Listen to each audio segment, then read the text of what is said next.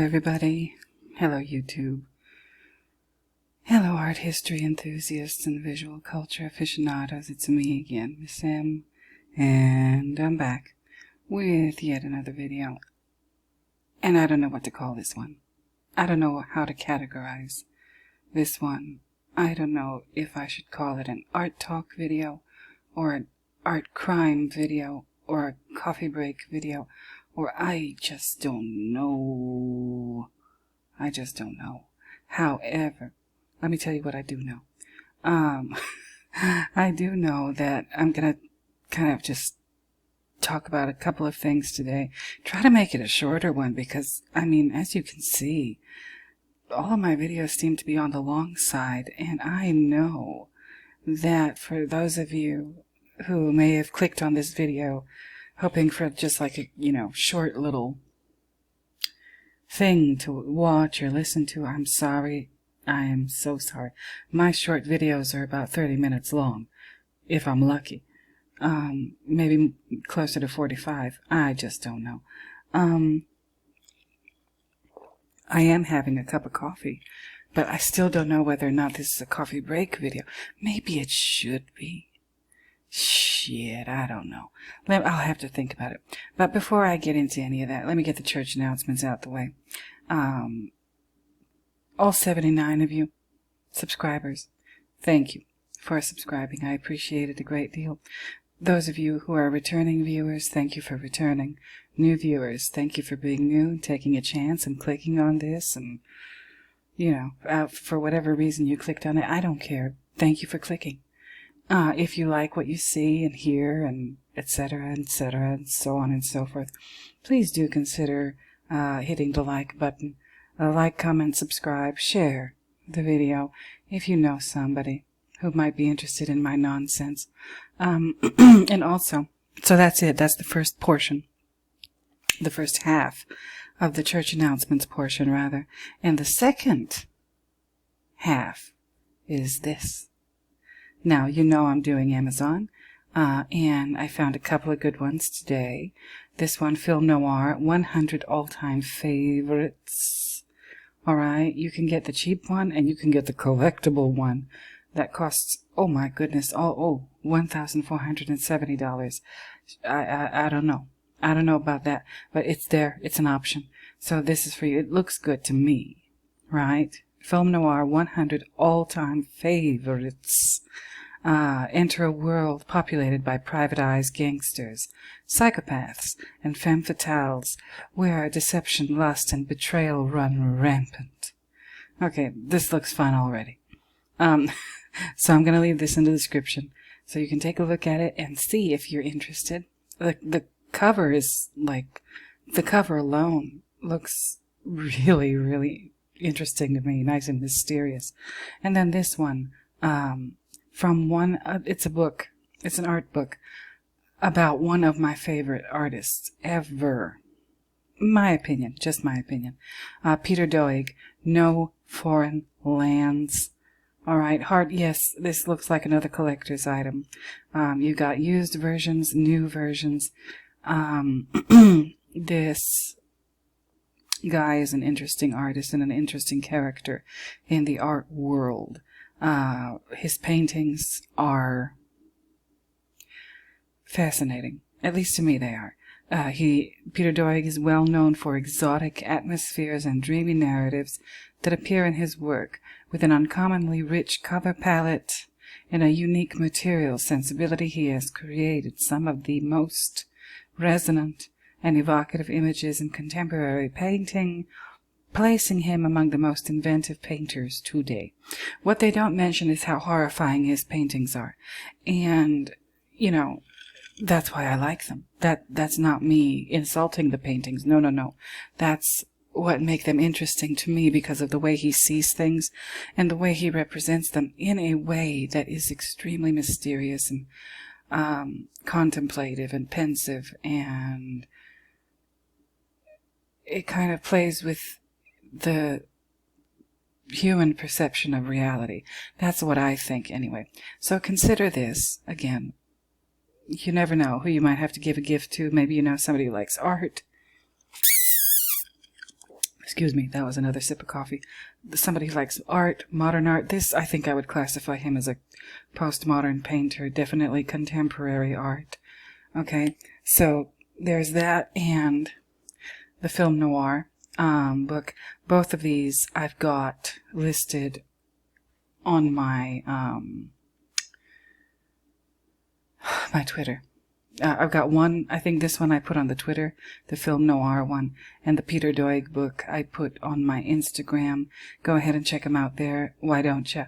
And that's it. That is it, and that is all, and that is that for the church announcements portion of the video. So back to why I'm here. Let's get down to business, shall we? I was perusing the Art News crime offerings for their articles. In the search, I typed it in the word crime, and I got a good number of hits. I got a good number of articles that came up. I found this one. After an artwork critical of Xi Jinping mysteriously burned to the ground in California, the U.S. blames a covert Chinese operation. Oh dear. I want to do a video about this article and this, occurrence, this thing that happened. This is good. French authorities detained 2 archaeologists, including a Louvre curator, as part of an ongoing international art trafficking dragnet. This sounds juicy. So I definitely want to do a video on that. This one, more NFT nonsense, foolery, fuckery, fakery, forgery, etc. NFTs. A collector spent $104,000 on an NFT of a Leonardo painting that may have been forged. So what's the NFT really worth? I gotta look more into this NFT stuff. I know it's just pure fuckery. I know that. But I want to know how and why. I have an idea of how they're deceiving people and committing all kinds of crimes with these things, but of course I don't know specifics. I need to do more reading and research on this, and I will. Next article that I found that caught my eye. This is a chapter, I think, out of a book that I wanted to review, but it was each portion or each section of the book was kind of like a book in its own right. That's why I didn't do it. I have a copy of this book, Art and Crime. When Donald Trump razed the Bonwit-Teller building, he promised the Met its Art Deco friezes. A new book details how he pulverized them instead. Listen. I'm not gonna talk about Donald Trump politically. I'm not gonna render any opinion, at least not in this video, about Donald Trump. But I'm sure gonna read this article, this chapter out of this book. Something about it intrigues me, and I know that there are people out there who would probably enjoy hearing me read this. He's a hot topic. He is a hot, and I'm just gonna do an experiment with this video. I'm gonna put hashtag Donald Trump in the description or something like. See if it helps me get my subscriber count up. Who knows? I've never done that. I've done Hunter Biden videos. That probably worked against me. Okay, because like I said, for my IG, that's the one ad that they refused to run. My boosting of a Hunter Biden post. So now with, Hunter Biden is a left-wing figure. Donald Trump is, allegedly a right-wing figure. I'm not sure, by the way. I'm not sure. But I'll put his name and see if it helps me with my little engagement for my videos. A network of German museums has become embroiled in the alleged antiquities smuggling ring that is rocking Europe's art world. Oh, this is good. This looks awesome. So do you see how much deception and crime and awfulness happens in the name of art? Or using art as cover for these nefarious activities. This is just a small sampling, by the way. Now that's ArtNet News. I'm going to move over to The New York Times. Antiques dealer admits mass-producing fakes he sold for years. The owner of a long-time Manhattan gallery said in court that while some customers thought they were buying ancient items, they were actually modern knockoffs just made to look old. Okay. Is this related to this? No. Yeah, this. Antiquities smuggling ring. How many of them are real? And how can we tell? Is it possibly related? I don't know. Then there's this. I'm going to do another follow-up on the Orlando thing because the New York Times seems really interested in this story, and I am too.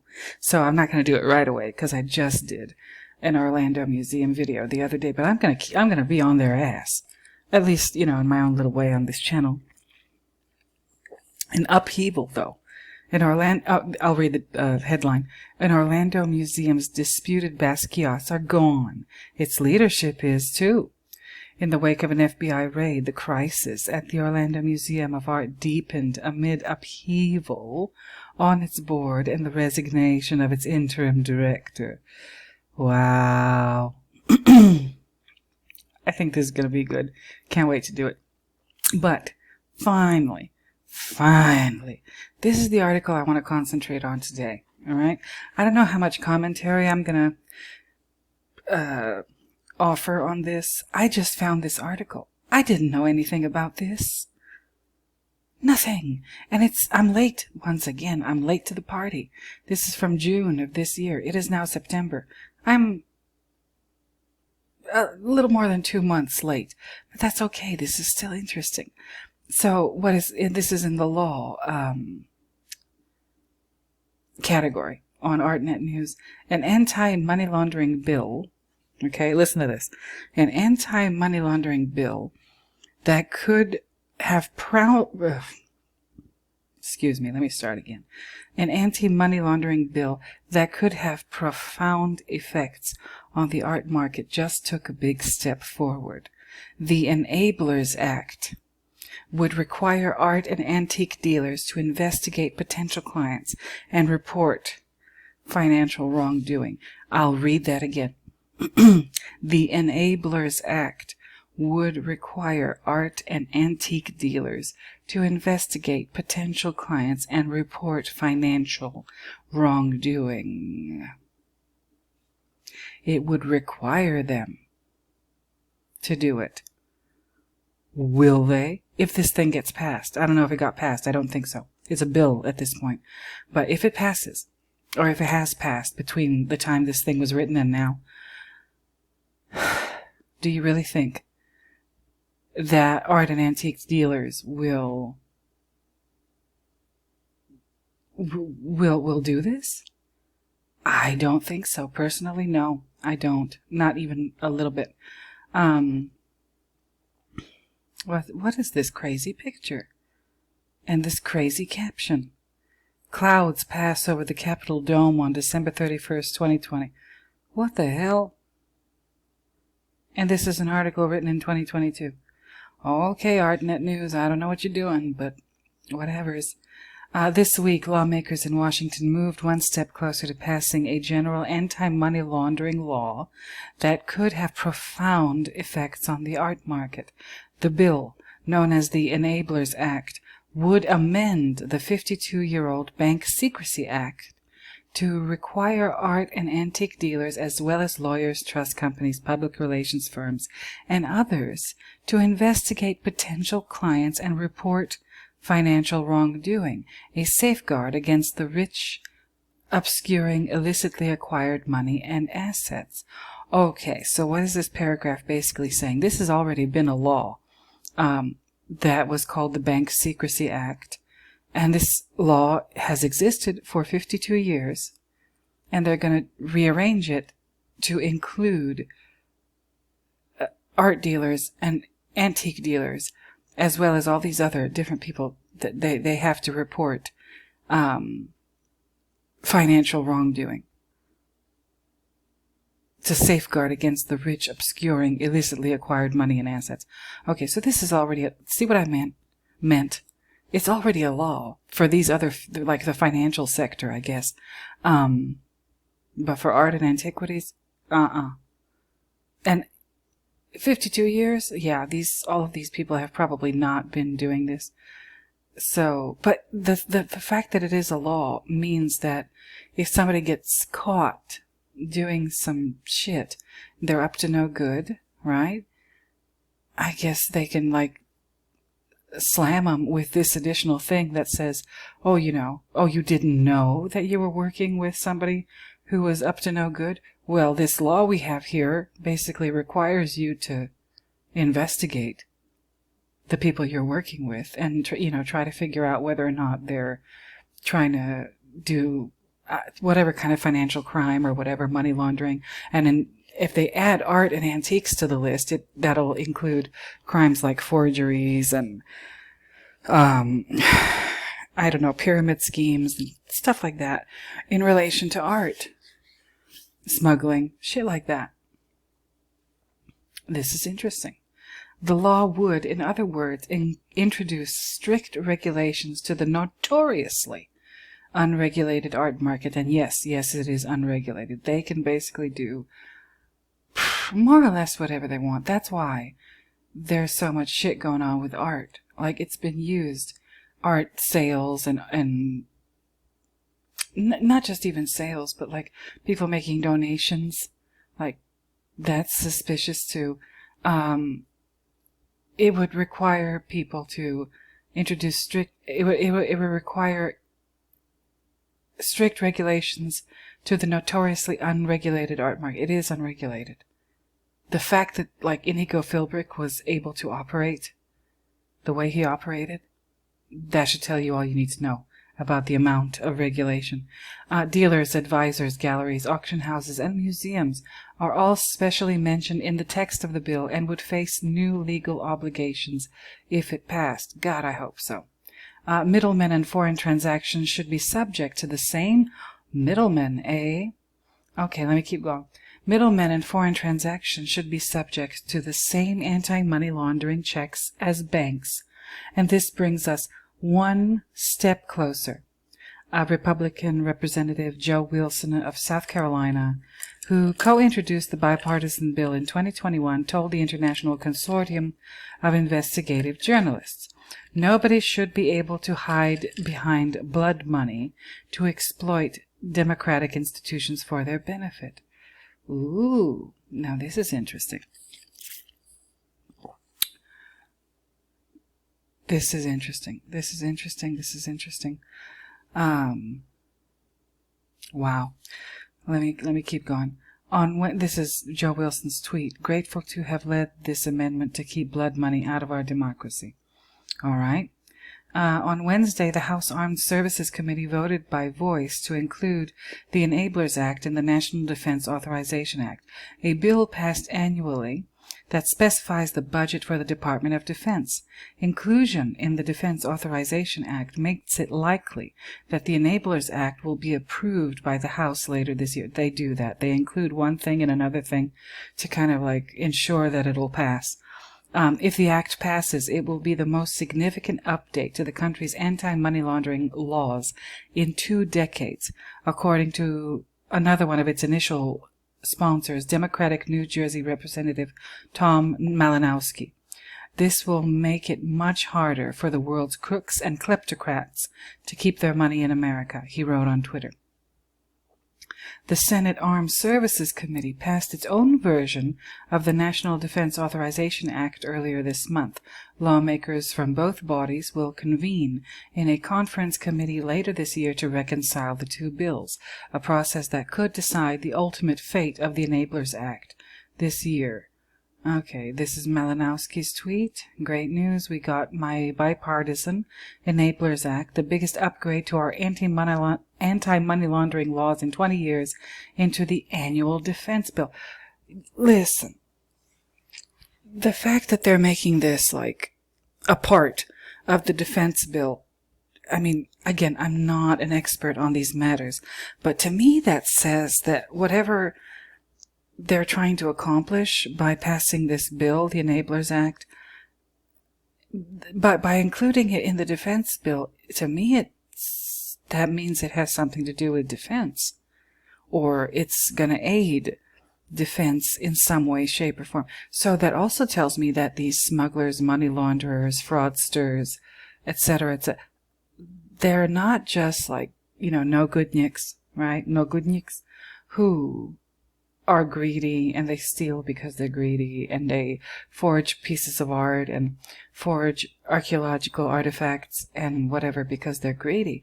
No, that tells me there's something much deeper going on, that it's not just about greedy people doing shady shit to make money and using art as a way to do it because art is very largely unregulated. No, this is a matter of national defense.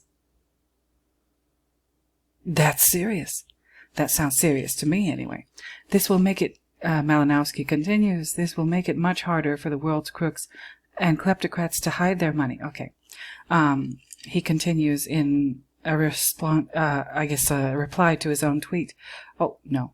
Our lax rules against dirty foreign money not only helps crooks like Putin, the loot that enters our system corrupts our politics and drives up prices, especially real estate. I think I did a video mentioning that too.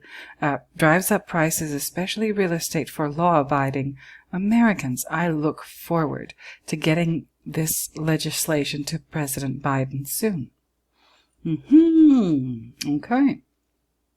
Wilson and Malinowski, along with Representatives Maria Elvira Salazar from Florida and Steve Cohen from Tennessee, introduced the Enablers Act last October in the wake of the Pandora Papers investigation. The investigation led by ICIJ, I guess the International Consortium of Investigative Journalists, revealed that more than 1,600 works of art by some 400 artists were used to secretly shuffle money through tax havens in recent years. Okay.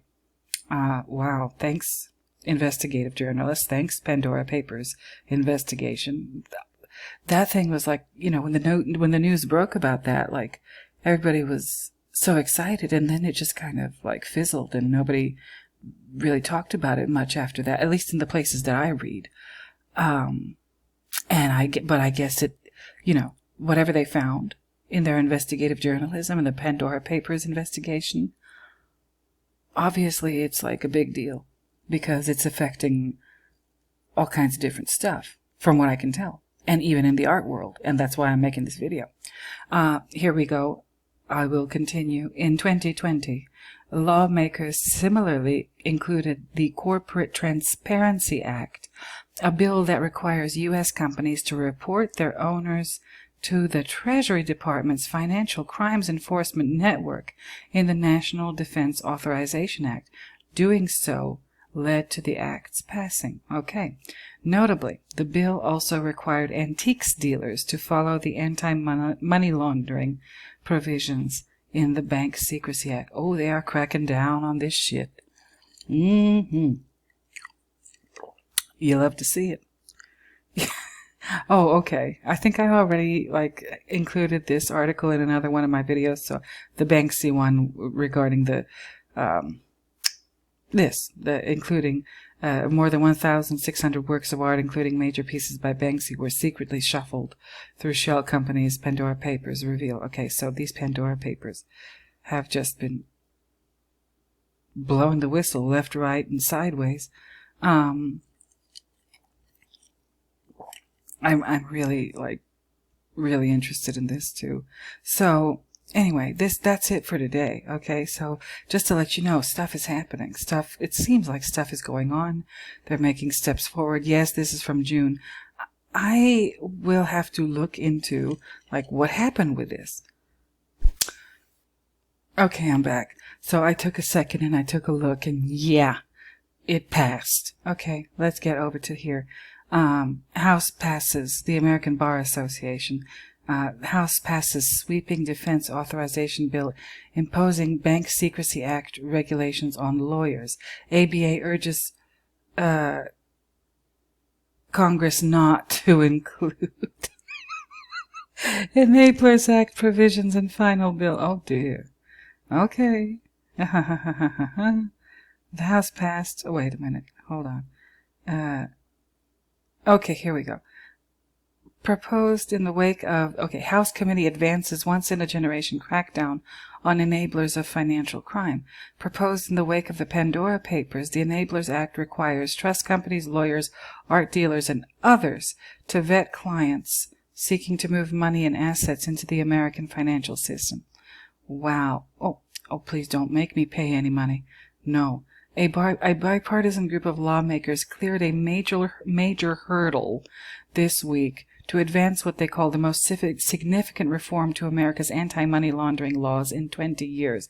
The bill, called the Enablers Act, amends the 52-year-old Bank Secrecy Act by requiring for the first time that trust companies, lawyers, art dealers, and others investigate clients and the source of money and other assets that move into the American financial system. Did it pass, though? Hold on. Wait a minute. Hold on a second. Hold on. I'm back again. It looks like I jumped the gun. No, it didn't get passed yet. They just included it in the NDAA. So the National Defense stuff, they included it in there. Now, I'm going to leave these in the description so you can look at this.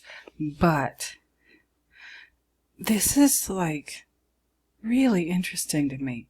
Like, look at this. This is the an international consortium of investigative journalists, and they're writing about this story. Okay. What does it say down here? What did I just look at? Here it is. If it passes, this will be the biggest money laundering reform since the Patriot Act, said Malinowski, referring to the legislation passed in 2001 in the wake of the September 11th terrorist attacks. It closes the biggest remaining loopholes in our laws that allow crooks and kleptocrats all over the world to hide their money and property in the United States. What the hell? They're invoking the Patriot. I'm telling you, this is serious business. The Patriot Act was serious business. I think did it pass it didn't pass unanimously. There were some, like, people who were not quite on board with that at the time. But, like, I remember, like, I was a much younger person at the time, and I wasn't very interested in political things. I was a very young person, right? College-aged person at the time. And I knew there were things going on, but I didn't understand them. I still don't understand them. But September 11th and the Patriot Act and the Homeland Security stuff, that was a big deal. And Malinowski, I don't know whether it's accurate, but Malinowski is comparing this Enablers Act to the Patriot Act. And Malinowski, is it a he or a she? I don't know. Tom, yes. It closes the biggest remaining loopholes in our laws that allow crooks and kleptocrats all over the world to hide their money and property in the United States. So, again, like I said a couple of minutes ago, this tells me that this issue isn't just about thievery and greed and whatever in the world of art, in the art market, auctions, and other stuff that I've talked about in my previous videos where I cover art crimes. This is a matter of national security and national defense.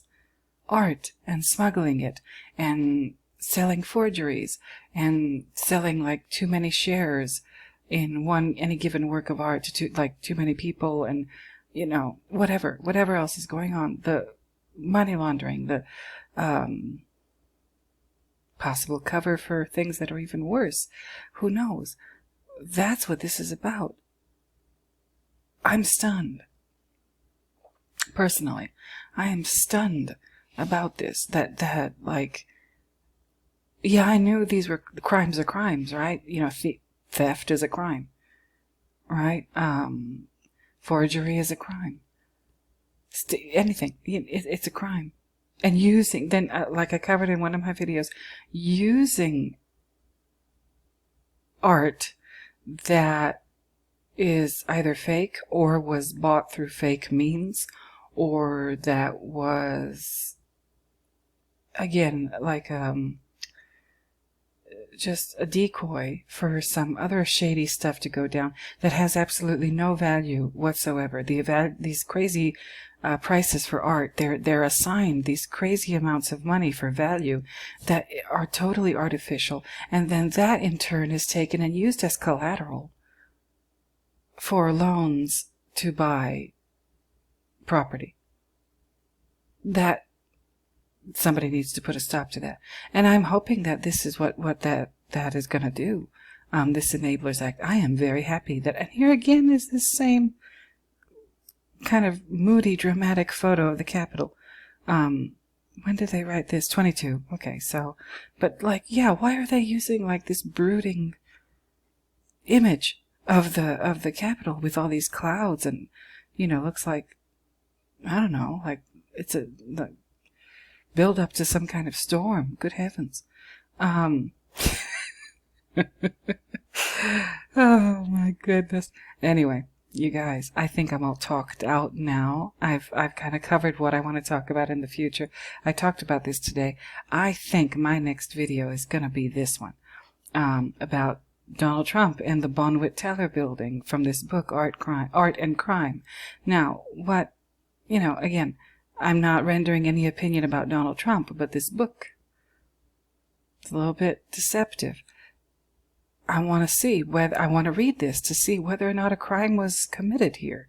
The book is called Art and Crime: The Fight Against Looters, Forgers, and Fraudsters in the High-Stakes Art World. I want to see what's going on here. I really do. All right, you guys. I think I'm about done for today. I'll leave you with this very dramatic image here. I don't know if I'll use it as my thumbnail, but we shall see. And this flag is flying at half-mast. What the hell is this? Oh, I'm not even going to ask. No, some things I just don't need to know. But you all, once again, thank you, all of you, new viewers, returning viewers, and listeners. If you like this, please do like, comment, subscribe, share. I appreciate you all. I'm having a marvelous time. I hope that I'm bringing you a little bit of intrigue, a little bit of mystery, and hopefully a whole lot of entertainment when I talk about these issues and these things in my own weird little way. So thank you once again for watching and listening. I think I'm about done. Like I said, next time, no, not that one, this one. Next time I'm going to go through this so you can have something to listen to while you're either relaxing or doing something else. I don't know what. So until next time. And don't worry, those of you who are waiting, yes, I'm another Shining video is in the crock pot cooking away. It'll be maybe in a couple days. I'll muster off it. I'm telling you, Los Angeles right now is hotter than hell. Hell. I can't do it. I can't take it anymore. No amount of iced coffee or tea is helping. I've got like fans on in the house. No, it's not helping. Not helping at all. In about a week it should cool down. The temperature should drop to like the low 80s, high 70s. God, this is too much. I hate summer, or Indian summer in Los Angeles every single last year. It always does this to me. But I'm going to do a Shining video. Gonna get going with Kill Bill and so on and so forth. Maybe do another Hunter video. I hope I have the strength. But like I said, until next time, you all, I will find another reason to talk at you. So stay tuned. Keep coming back. Subscribe. I'm going to try and do this more often with more frequently. With maybe even like on schedule for a change. I don't know. So until next time, you guys, I will go ahead and bid you bye-bye. So, bye-bye, everybody.